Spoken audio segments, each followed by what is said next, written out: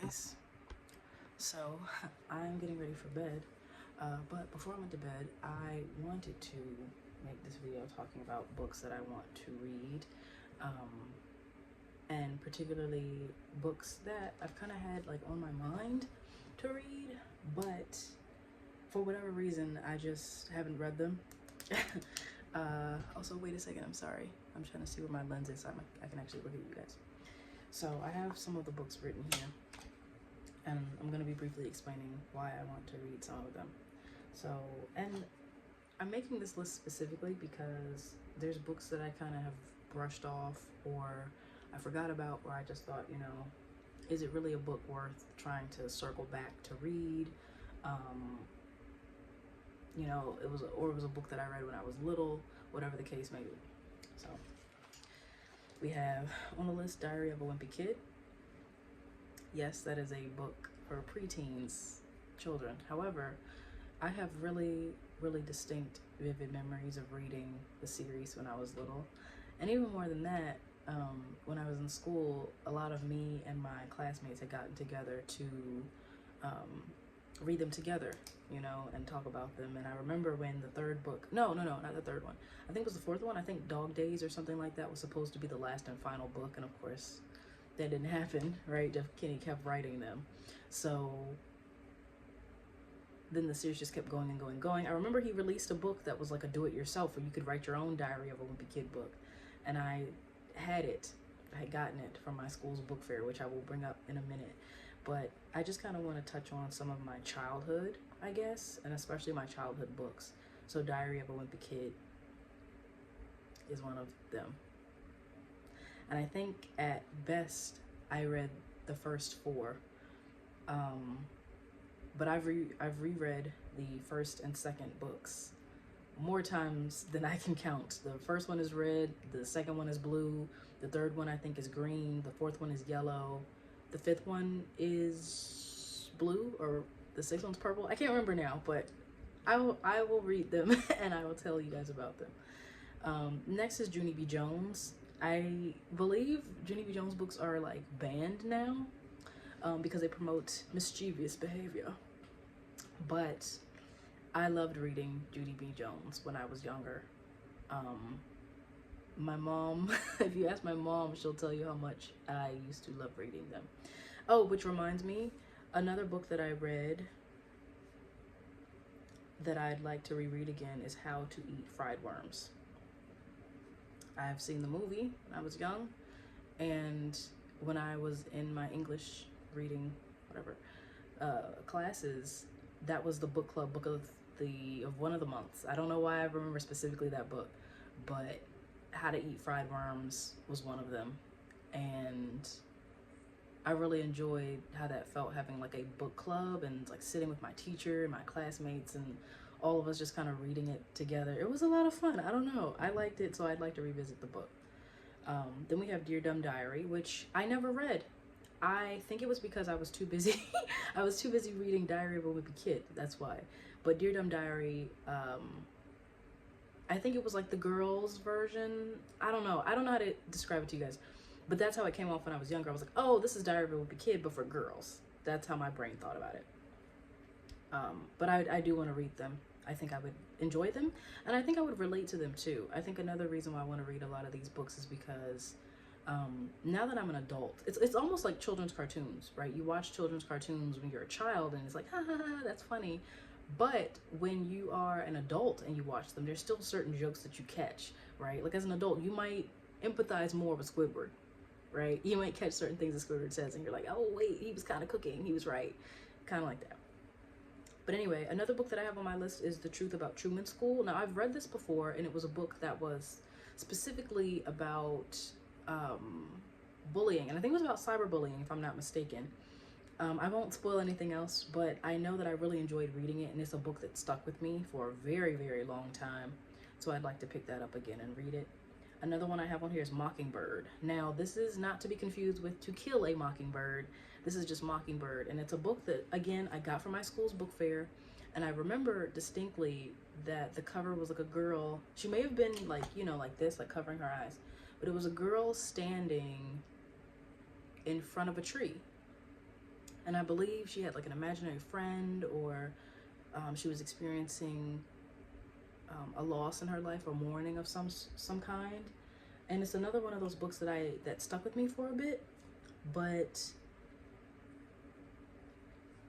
I don't think I ever finished it, unfortunately. But what I did read stuck with me. That's what I'm implying. Next, I have The Lorax, which is a given.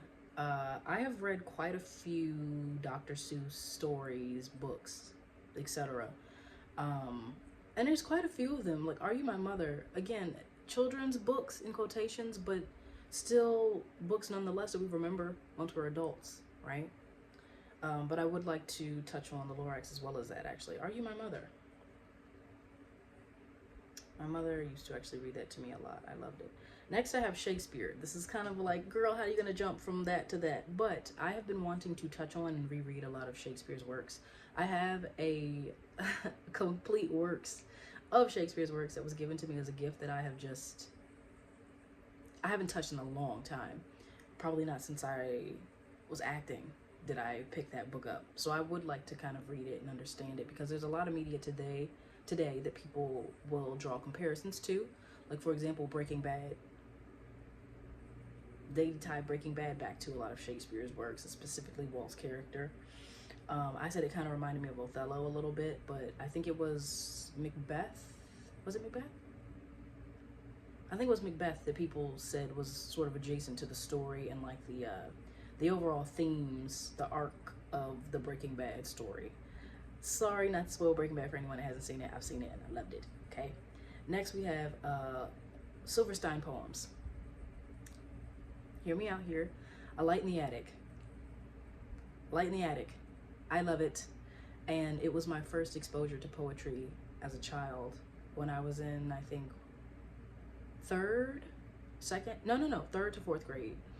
My teacher had pretty much quite a few copies of his books, and I used to sneak them and I would read them in between assignments, in between classes and courses or whatever, assignments. And specifically during reading time, I remember sitting on the beanbag chair that she had, cracked open, and I loved reading it. And I remember that a lot of my classmates were kind of like uncomfortable, like the drawings inside were a little creepy to them, but I loved them. I liked them. I thought they were unique, and I liked that they had a little weird sort of edge to them. And whenever people think of or talk about or speak about poetry, I automatically remember A Light in the Attic. It just resonates with me. It comes back to me very vividly. And I have a copy of it right over there that I have not cracked open yet. I think I got it, I think Amazon told me it was on sale or something. I can't remember why, and it doesn't matter, but I will be picking that up again to read it. I also have Gone Girl, which, if you guys don't know, I have it also right here. It's right up here, Gone Girl, right on my shelf. And everyone talks about the cool girl monologue in the story, but I really like, oops, sorry guys, my battery's low. I really like how the story is written. I like the perspectives, and I like the sarcastic tone, the sarcastic nature of the book. So I really do want to pick that up. I actually did start reading it, and I had started annotating it. And I didn't resume, and I don't know why. I don't know. So it wasn't on purpose. It wasn't because I didn't like the book or anything.